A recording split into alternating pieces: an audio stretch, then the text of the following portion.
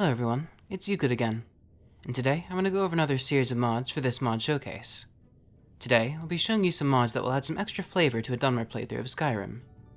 The first mod that I recommend to spice up your Dunmer playthrough is Aesthetic Elves by Rudy88. In the lore, Dunmer and other elves are said to be quite attractive. When I play Skyrim and see the horrendous, weird-shaped triangle faces, yeah, I'm not much of a fan. Instead, if you want a good-looking elf, and in this instance, a good-looking Dunmer, you should install Aesthetic Elves. What this mod does is revamp the head of all elves. Makes the brows less angry-looking, makes the ears better shaped, makes the cheeks less sunken, makes the face smoother, and edits the lower face to make it less triangular. I made my Dunmer character Ilvaru, using Vectorplexus's high poly head, as well as an assortment of other mods. Now that you prettied up your Dunmer's face, let's go on to the apparel that you can dress your Dunmer up in. First is the Ashlander apparel by Livtempleton, Jier, and Docteure. This is a clothing/armor set, depending on which variant you can equip. These are basically various dresses for female Ashlanders. For those unfamiliar with Elder Scrolls lore, if you're one of those heathens who haven't played Morrowind, Ashlanders are basically tribes of Dunmer that are a bit more wild than your normal Dunmer. And that's saying something. There are various kinds of dress styles and colors, as well as arm wraps and boots. They can be enchanted, as well as improved at workbenches using linen wrap. They can also be made at tanning racks under the hide category. The version that I'll be leaving in the description also comes with CBBE body slide support, if you want to tailor it to your female character's CBBE body shape. Next on the list is the Undriel Ordinator armor by Dylan F1, Han, and Felix Lucas, who made the armor from scratch. It's probably the most recognizable armor from Morrowind. It's only for the vanilla body and looks pretty damn impressive. It can be crafted at forges under the ebony section, and is my go-to armor for Teldrin Sero. So, you're looking to get your hands on some niche leather armor from Morrowind, but you don't want to pay for it via the Creation Club. Look no further than Morrowind Armor, Netch Leather, by T.H. Husky, Jier, and Docteure. Netch Leather armor was originally from my favorite game in the series, Morrowind, and was a good choice for light armor in the early game. This armor comes with both normal and boiled Netch Leather variants. The boiled variant offering a bit more protection than the regular version. The regular Netch armor gives a little more protection than your typical leather armor, and the boiled Netch Leather armor offers as much protection as Elven armor, and you may find several Dunmer characters in the world wearing this armor. It's conformed to the CBBE body shape for female characters, and comes with body slide support.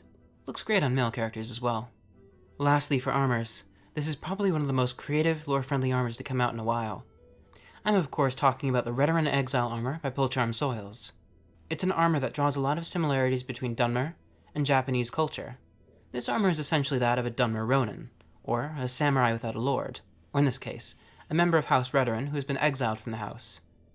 It only seems to be for the vanilla male body shape, but still, it looks amazing. Now, let's move on to locations and player homes.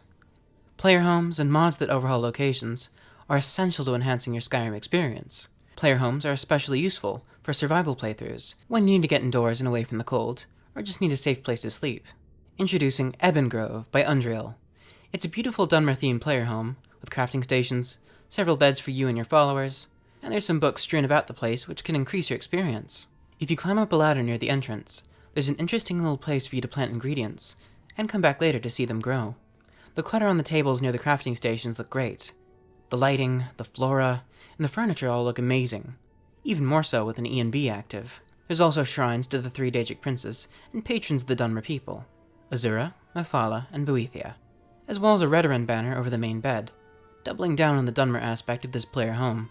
One of the best parts of this mod is that you can teleport to any of Skyrim's hold capitals and recall yourself back to Ebongrove.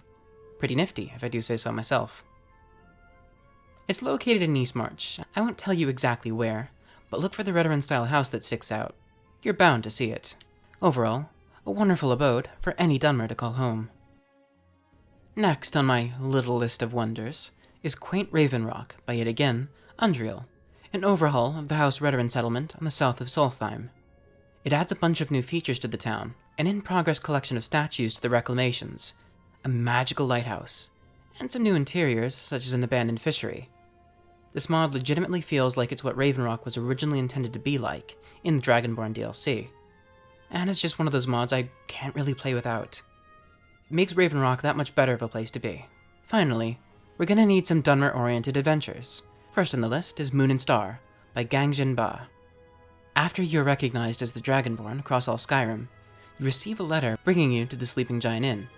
There, you meet a Dark Elf, who is in need of someone of your talents to hunt down a criminal that has escaped justice. However, the identity of this criminal may be someone you're all too familiar with. This mod features an amazing main quest, with branching paths and consequences, 4 side quests, and fantastic voice acting, especially from your target. The mod also has patches for both Legacy of the Dragonborn and Lucian Flavius. The first patch will open up a display in the Dragonborn Hall once you complete the main quest, and the patch for Lucian comes with extra dialogue for our favorite Imperial Scholar. He'll of course react to the quest, and tell you things about Docteure, the Nervarine, the Tribunal, and just the story of Morrowind in general. For our last mod, I want to show you one of my favorite quest mods of all time, Project AHO, by Him Projects. This quest mod is around the size of a DLC like Dawnguard, and takes you to a new Telvanni settlement, located somewhere in Eastmarch. You can start the quest once you're level 15, and once you head to Mixwater Mill at that level, you'll encounter a strange orc, and hijinks will ensue. You'll then make your way to Sadrith Kegran, the aforementioned Telvanni settlement. This mod features over 40 locations, an amazing questline that has you decide the fate of the town, and more than 20 fully voiced NPCs who do an outstanding job. It also has new armor, weapons, spells, a new mobile player home, and incredible new music, composed by Forhear. Also, it comes with integration for Legacy of the Dragonborn, unlocking a new display, depending on the fate of Sadrith Kegran. This video took me a little while to make, and I'm very happy to have brought it to you all. The mod authors took a lot of time and effort to make these, so be sure to endorse these mods in the Nexus. And I hope to see you in the next showcase, where I'll be showing you one of, if not the biggest, and best mods for Skyrim ever, Legacy of the Dragonborn.